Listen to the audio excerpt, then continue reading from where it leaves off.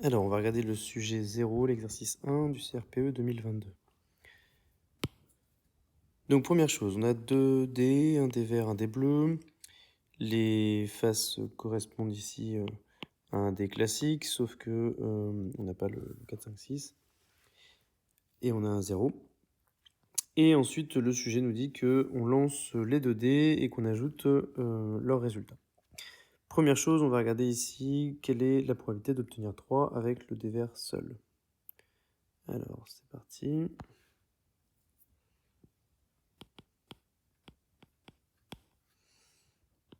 Question 1. Donc, si on regarde bien le dé vert seul, la probabilité d'obtenir 3, il y a une chance, 2 chances sur 6 faces. Donc, la probabilité d'obtenir 3, c'est 2 chances sur 6. Alors, la probabilité.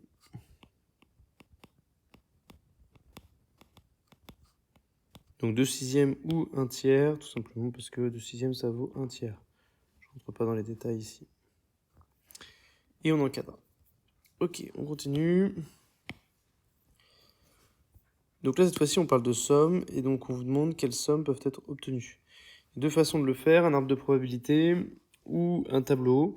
Si vous avez fait la formation en ligne sur les probabilités, vous avez dû voir que c'est une question qui revient assez souvent, et donc on avait utilisé un tableau. Donc là, on va faire un petit tableau.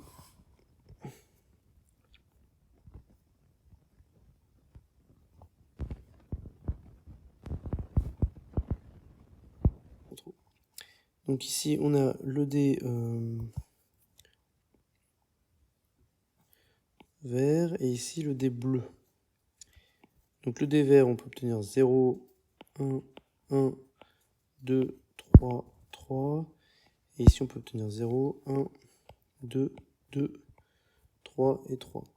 Alors, bien sûr, il est important de mettre toutes les faces, d'accord? Si vous mettez juste 0, 1, 2, 3, par exemple ici, et 0, 1, 2, 3 ici, vous ne prenez pas en compte le fait que ce soit un dé à 6 faces déjà. Et puis la deuxième chose, c'est que vous ne prenez pas en compte le fait qu'il n'y a pas le même nombre de 2, par exemple, que de 1 sur le dé bleu, puis qu'il n'y ait pas le même nombre de 1 que de 2 aussi sur le dé vert, par exemple. Donc il faut bien le prendre en compte, sinon les probabilités ne seront pas respectées. Donc si on fait la somme des dés, donc là ici on complète le tableau.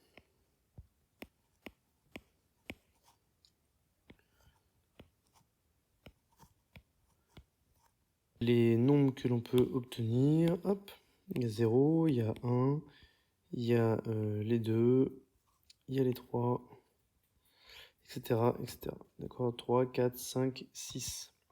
Donc on n'a pas besoin de tous les surligner. Donc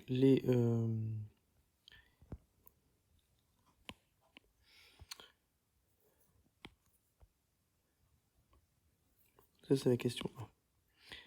La question B, là vous avez vu mon erreur. Erreur fatale. Non, je plaisante. On encadre quand même le résultat. Ok. Petit b, quelle est la probabilité qu'ils doivent passer son tour? Mais pour passer son tour, on est d'accord qu'il va falloir qu'il ait 2 fois le nombre 0. Il y a une seule possibilité sur un total de 6 par 6, c'est-à-dire 36. Donc la probabilité...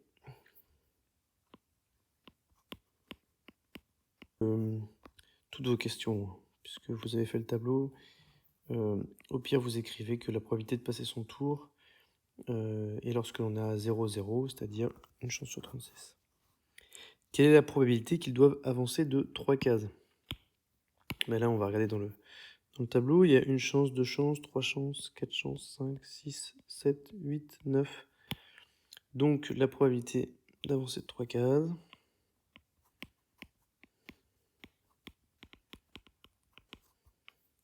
Je rappelle, pour ceux qui s'en souviennent plus, que 9 sur 36, c'est 9, c'est 9 fois 1. 36, c'est 9 fois 4. Donc on peut simplifier par 9 neuvièmes qui fait 1. Donc ça fait 1 quart. Ça c'est pour ceux qui ne se souviennent plus comment on simplifie une fraction. Voilà. Tac, on a fait notre bel encadré. Petit c, petit d. Déterminer la probabilité de chacun des résultats possibles. Bien là, on va utiliser juste le tableau. Alors, en termes de notation, on va écrire P de obtenir 0, P de obtenir 1. Donc obtenir 0, on a vu qu'il y avait une seule chance sur 36. Donc 1 36e. Obtenir 1. Hop, on va mettre cette couleur. C'est 1, 2, 3. 3 chances sur 36. Obtenir 2. Mettre en rose, tiens. 1, 2, 3, 4, 5. 5 chances sur 36. Obtenir 3, on l'a vu, c'est 9 chances sur 36. Obtenir 4. 1, 2, 3, 4, 5, 6, 7, 8. 8 chances sur 36. Obtenir 5. 1, 2, 3, 4, 5, 6 chances sur 36. Et donc obtenir 6, 4 chances sur 36. Alors dans votre tête, vous pouvez faire, donc là dans la tête, je vous marque là, vous pouvez le faire 1, plus 3, plus 5, plus 9, plus 8, plus 6, plus 4. En fait, c'est très très rapide, mais ça vous permet juste de vérifier que vous n'avez pas fait d'erreur. Donc là, ça fait 10, 9 et 1, 10. 3 plus 5, 8, 8 et 8, 16. Donc on obtient bien 36. D'accord, donc ça fait 36 sur 36, donc la probabilité est bien égale à 1 de toutes nos, de tout ce que l'on vient de tous nos résultats, pardon. Ça c'est bête, on va dire, à faire, mais ça évite les erreurs, en fait, tout simplement. Quelle est la probabilité que le résultat du dé vert soit strictement supérieur à celui du dé bleu? Eh bien, là encore, on peut utiliser notre tableau. D'accord, donc on va le mettre en rouge, comme ça permettra de voir. Le dé vert, il faut qu'il soit plus grand que le dé bleu. Donc ici, le dé vert, c'est 1, 0, ça marche. Ici, ça marche. 1, 0, c'est bon, le dé vert est plus grand que le dé bleu. 2, 0, c'est bon aussi. Mais 2, 1, c'est bon aussi. D'accord? Je vous fais un magnifique colorier, c'est absolument extraordinairement beau. 3, 0, 3, 1, 3, 2, ça marche. Donc tout ça, ça marche. Hop. Tac.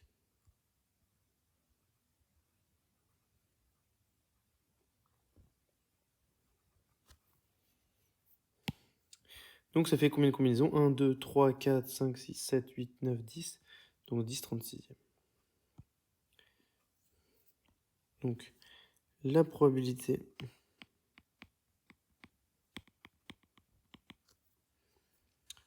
que le... Ok. Alors la dernière question est un petit peu plus complexe. Dernière question, déjà d'une, c'est pas au programme du CRPE, c'est au programme de première S spécialité maths. Mais cela dit, on va pas se la laisser sur le coin de l'oreille, on va quand même la faire. Il y a une formule que vous devez connaître, et là je vais pas m'étendre par contre là-dessus, c'est que la probabilité de B, sachant A, c'est égal à P de A inter B sur P de A.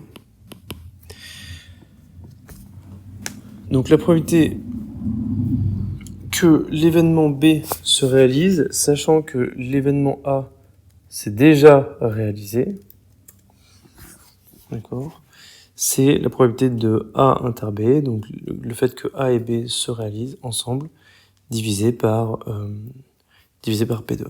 Ok. Donc ça, c'est une formule de probabilité conditionnelle qu'on utilise en première spécialité maths. Alors, voyons ce que ça veut dire. Par exemple, nous, si on définit nos événements. Bon, donc l'événement B, ici, c'est obtenir 10. L'événement A, c'est obtenir 4. Ok, donc... Je suis en train de me dire c'est le contraire. L'événement A, c'est obtenir 4. Obtenir 10, pardon.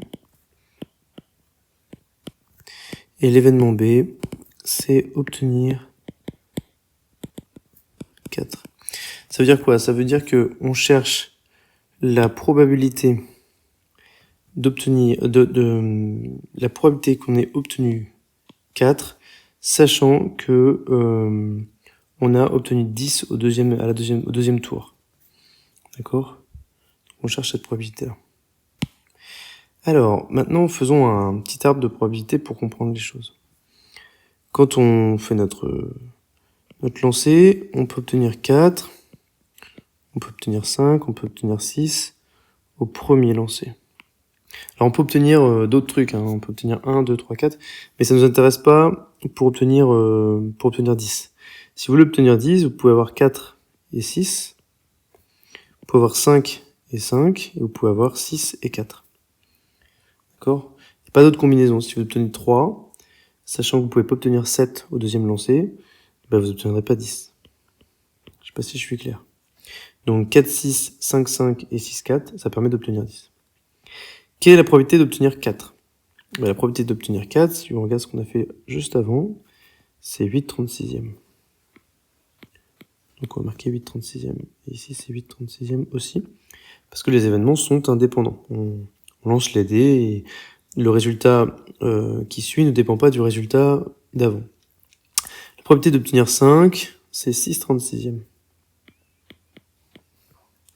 6/36e, 6/36e. La probabilité d'obtenir 6, c'est 4/36e. 4/36e. 4/36e. Donc, si maintenant on regarde une probabilité d'obtenir 10, donc la probabilité de A, de l'événement A. Hop. J'aime bien que ça passe sur cette feuille pour que j'ai pas besoin de tourner la feuille. La probabilité d'obtenir 10, c'est toutes les branches. C'est-à-dire, si on regarde en termes de branches, c'est cette branche-là, cette branche-là et cette branche-là. Donc en l'occurrence, ça va faire 8/36e fois 4/36e plus 6/36e fois 6/36e plus 4/36e fois 8/36e. Soit, en l'occurrence, 32 sur 36 au carré, plus 36 sur 36 au carré, plus 32 sur 36 au carré. Est-ce qu'on peut simplifier ce machin-là? Ben, on peut dire 64, 94, 100 sur 36 au carré. Donc ça, c'est la probabilité d'obtenir 10. D'accord? Et on en a besoin ici, je vous rappelle, dans la formule. La probabilité d'obtenir, d'avoir A et B. Ça veut dire que c'est obtenir 10 et obtenir 4. Donc la branche qui est concernée, elle est ici. D'accord? La branche concernée, c'est cette combinaison qui permet d'obtenir 10, sachant qu'on a déjà obtenu 4. D'accord? Alors on y va.